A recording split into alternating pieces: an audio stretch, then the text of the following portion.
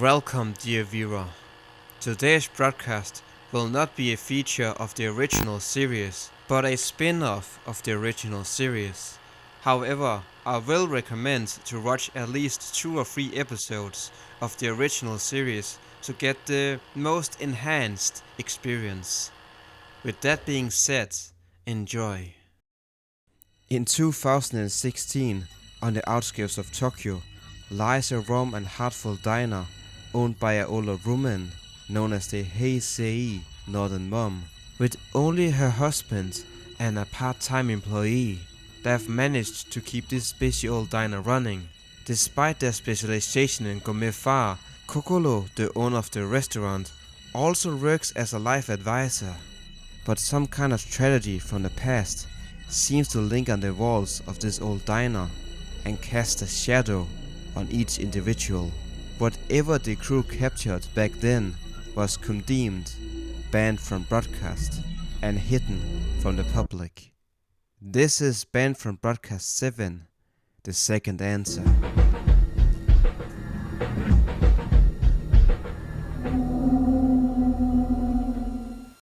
The introduction reveals a chilling fact. The host Alita talks about earlier entries in the series, as you may know, as banned videotapes, that he himself had uncovered the truth of. As you might be aware, all episodes exist in the same universe, and they are linked together in an array that you might not be aware of. Alita seems to know an awful lot about these videotapes, but more than that, he does not reveal. On the 3rd of March 2016, we are brought to a busy old-fashioned diner that serves elegant food, with Kokoro at the center of it all. By the way, Kokoro means heart or mind in Japanese, often used when you're talking about your own thoughts and stuff like that. The narrator tells us that Kokoro is both busy night and day. Besides her job as the host, she also works a second job as a life advisor. Even though she may seem like a grumpy old woman at times, it's because she takes every encounter very seriously. In fact, people from all over Japan come to share their stories with her. It may seem like an unusual sight, but talking about your true feelings and thoughts with a stranger is still a rare sight in Japan. So there ain't many options. 僕は愛知です。愛知はい。あ、そうです。わざわざ愛知から。そうです。新幹線。新幹線。はい。By the way, if you find some flaws or mishammers in the dialogue, it's because it was made by me. But honestly, I just think it is improvements. After the last customers has left the restaurant for the night, the crew then interviews Kokoro about the difficulties of running a restaurant while being a life advisor. Here is what she said.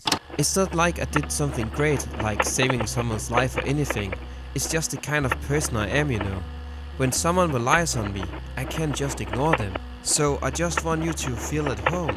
And if it is okay with you, I would like to listen to anything you want to talk about. That is all there is to it. It's not like I'm trying to be some kind of hero or anything.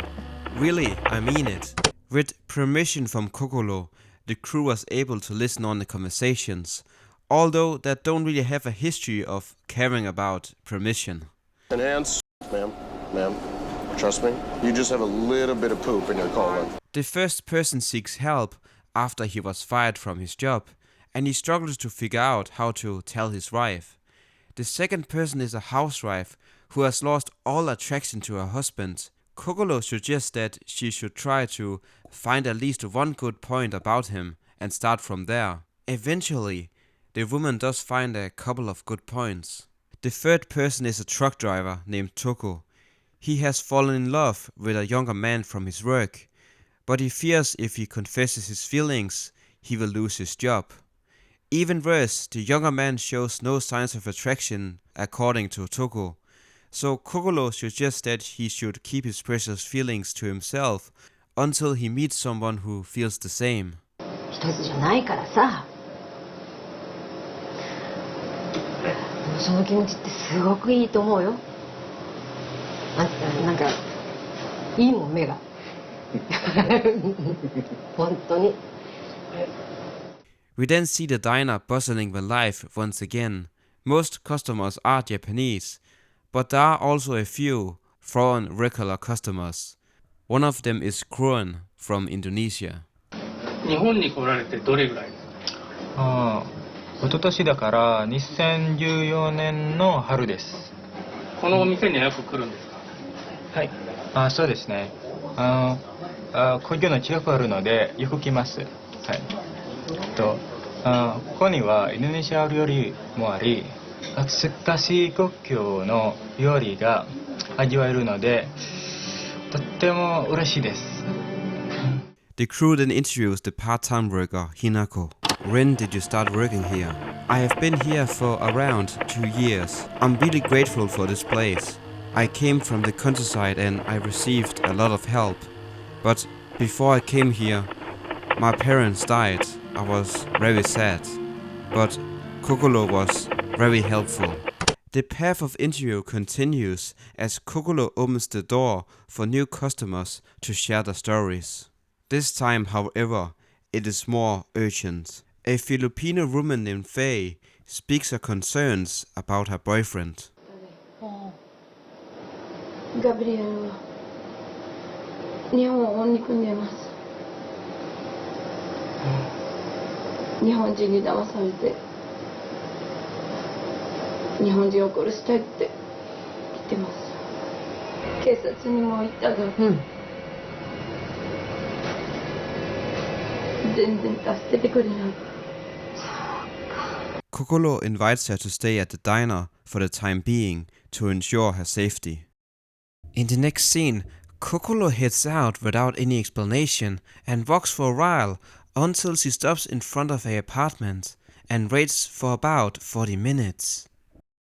Until a stranger approaches her. The stranger turns out to be Gabriel, Faye's boyfriend. Kokolo tries to make conversation with him and even offer him some food, but he's rather frustrated about the whole situation and just walks into his apartment like a true introvert. Right, I'll tell you what, Despite the awful encounter, Kokolo still thinks he'll be better soon enough. The crew then digs up a few facts about Kokolo's past. Kokolo once worked as an overseas volunteer helping people in need. While traveling by a boat, she met her future husband, Azoro, who worked as a chef aboard the ship. After the both of them returned to Japan, they bought this at the time unused restaurant and opened this diner in the spring of 2014.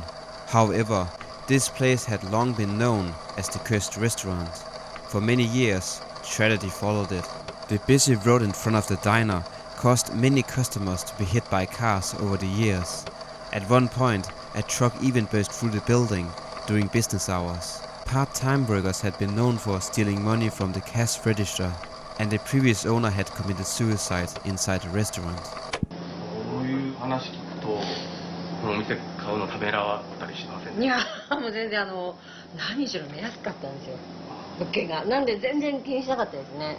だいたいそんな呪いとかないし。When the crew first arrived here, something had caught their attention. 速度っていうのはどういう意味なのかしらね、これね私の好きな言葉で人生答えは一つじゃないっていうのがすごく強くってもう一つの考えに凝り固まってるとなんかがんじがらめになっちゃうでしょ。だからあなたの人生無限の可能性があるんだよっていうことでほら下手な鉄砲数打ち当たるって言うでしょ。だから実際私たち夫婦もこの店始めた。This sign is rather strange. The first kanji means answer, and the second one you only use to repeat the first kanji, so it doesn't really have a function here. And the second part means diner, which caught the eye of one of my friends. She said it was a rather strange sign, and it was even stranger that it was a diner of all things, because this place looks like an elegant restaurant, not a typical diner. The next we see is the crew interacting with Faye again to see how she's doing, and she reveals some troubling details. 夜まだよく眠れない。ガブリエルのことが本当に怖くて。もしかしたら彼は犯罪者かもしれない。一昨年アジアの富豪が強盗に遭い殺されるという事件があった。殺人犯は日本に逃げてこの付近に潜伏したという噂があって。 In the meantime, we see Gwen and Toko developing a friendship together. 惚れてるでしょ。正直スタッフさんに言っちゃうよ。僕はインドネシア人のグエンさんに惚れてますって。One day while filming, the diner has a unexpected visitor. Hey! Sinasabi ko na nga ba nandito ka lang eh! Magkano namin to? Alam mo hindi kita makikita dito ah! Nakasulat ko kasi nilang pagkain doon! Kung pangalan na umisin na to! Ha? Tingin na muna ako. Ano na taga? May plano kang lasing na ano? Hindi! Wala! Hindi! May umiwan yun ng katang natanda na. Naglimuno ah.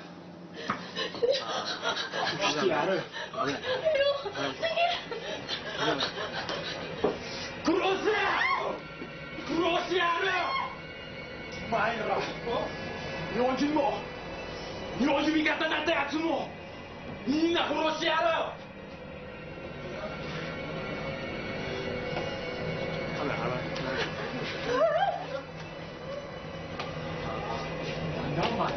私はグエンと言います。インドネシアから来ました。前も日本人の味方だな。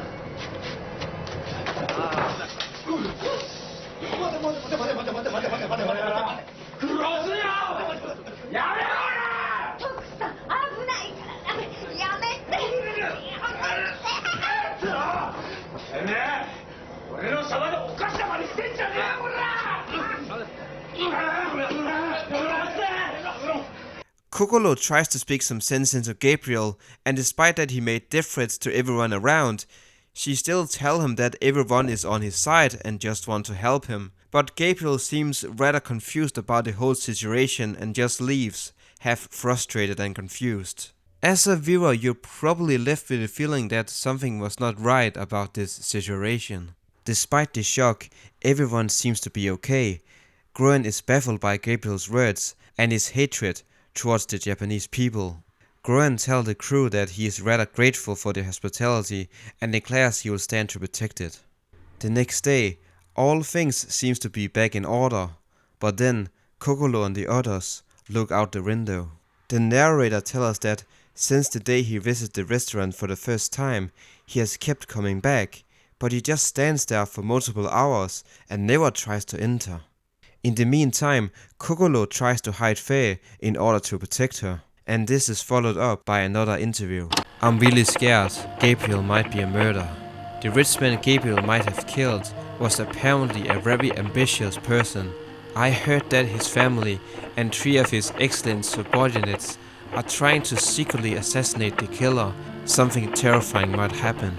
If that wasn't bad enough, as soon as the interview is over, Gabriel mysteriously disappears without anyone noticing, but it only gets stranger. In the next scene, we see the crew wandering around in front of the restaurant in the middle of the night for seemingly no reason. It's fundamentally clear that the crew knows something we don't. The following day, Kokolo had told the crew to go to the nearby riverbank behind the diner. They soon after notice Koen and Toko talking to each other. They make sure to set up the cameras a good distance away from them, so they don't notice them filming. As I have said earlier, they don't really care about permission. To make a long story short, Toko confesses his feelings to Koen, but Koen does not return them. It turns out that Koen already has a girlfriend that he has intentions to marry, and that he will soon return to Indonesia. This of course leaves Toko devastated. The next we see is him returning to the diner, where Kokolo tries to console him and offer him emotional support. But things will only get worse the following day.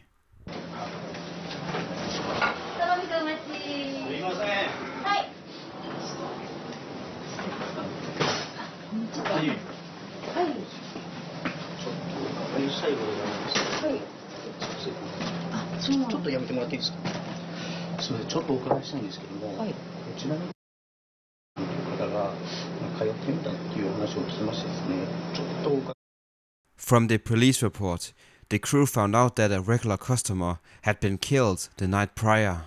The supposed murder was quickly taken into custody. The victim was Koen, killed in a nearby parking lot. During the police questioning, the suspect Toko admitted to the crime. The motive was said to be an entangled relationship. Toko had persistently followed Koen, trying to force a relationship. When Koen was fed up with Toko's constant harassment, he told him to stop, but it just enraged Toko and he strangled him to death and left the crime scene afterwards. 3 days later, the crew decides to visit the restaurant once more to hear about what Kokolo thinks about the situation. She is very sad about what happened between Toko and Koen. But more than that, she has not heard from Faye in a while, and Gabriel seems to never get over his hatred, according to Kokolo. Outside the diner, there's a new sign. To all customers. On the 26th of March, Saturday, the restaurant will close down. Thank you for your continued support. On the closing day, the crew visits the diner to hear Kokolo's final thoughts. In the meantime, the crew had uncovered a surprising detail about the murder case. The murder of the wealthy Asian man, mentioned by Faye earlier, was in fact committed by someone who had been rumored to have escaped to Japan and gone into hiding somewhere in West Tokyo for about 2 years. He had been using a false name, posing as an international student. His real name was Musadi. でも留学生だろうが殺人犯だろうが大事な私のお客さんだったから悲しいことに変わりないよ。それに彼が亡くなっちゃったのは私のせいでもあるんだから。 What seemed like an endless path of bad news suddenly shifted. All the customers Kokolo had helped in the past returned to the restaurant to surprise her. Each of them appeared to be in a better place in life, but there were more surprises. いらっしゃい。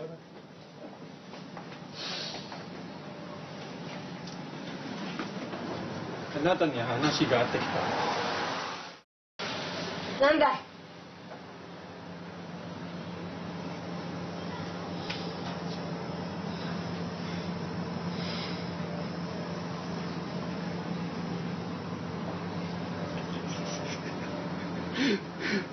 ごめんなさい。ずっとあなたに謝りたかったんだ。 As it turns out, both Gabriel and Faye were in a better place in life now, thanks to Kokolo. A final light was cast on the diner. However, the details of what the crew had found out was not mistaken. It was never broadcasted for a reason.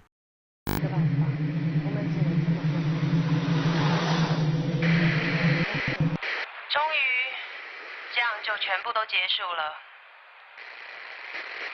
母亲。